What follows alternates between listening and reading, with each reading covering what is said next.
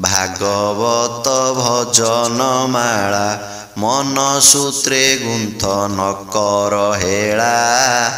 ଭାଗବତ ଭଜନ ମାଳା ମନ ସୂତ୍ରେ ଗୁନ୍ଥନ କର ହେଳା।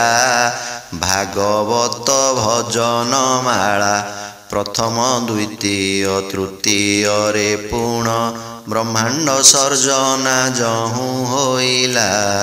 ଚତୁର୍ଥରେ ଧ୍ରୁବ ତପ ଆଚରିଣ ପୁରଞ୍ଜନ ଦିବ୍ୟ ଜ୍ଞାନ ପାଇଲା। ଭାଗବତ ଭଜନ ମାଳା ମନ ସୂତ୍ରେ ଗୁନ୍ଥନ କର ହେଳା।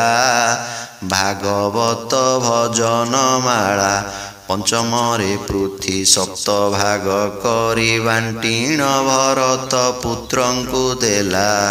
ଷଷ୍ଠେ ପାପୀ ଅଜାମ୍ବିଳ ଅନ୍ତକାଳେ ନାରାୟଣ ନାମ ମୁଖେ ଧରିଲା। ଭାଗବତ ଭଜନ ମାଳା ମନ ସୂତ୍ରେ ଗୁନ୍ଥନ କର ହେଳା। ଭାଗବତ ଭଜନ ମାଳା ସପ୍ତମ ସ୍କନ୍ଧରେ ପ୍ରହ୍ଲାଦ ଜନ୍ମ ହିରଣ୍ୟାକ୍ଷ ବିଦାରଣ ହୋଇଲା।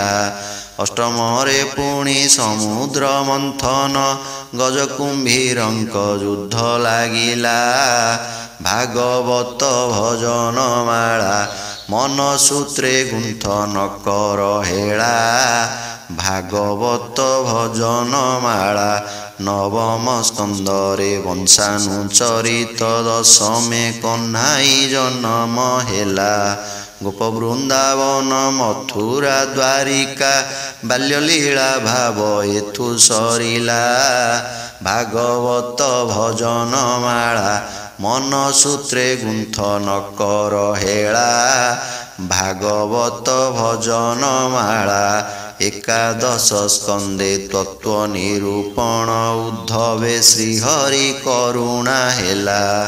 ଏକାଦଶ ସ୍କନ୍ଧେ ତତ୍ତ୍ୱ ନିରୂପଣ ଉଦ୍ଧବେ ଶ୍ରୀହରି କରୁଣା ହେଲା। ଦ୍ୱାଦଶ ସ୍କନ୍ଧରେ ଆଗତ ଭବିଷ୍ୟ ସଂକ୍ଷେପେ କେବଳ ବର୍ଣ୍ଣନା ହେଲା। ଭାଗବତ ଭଜନ ମାଳା ମନ ସୂତ୍ରେ ଗୁନ୍ଥନ କର ହେଳା।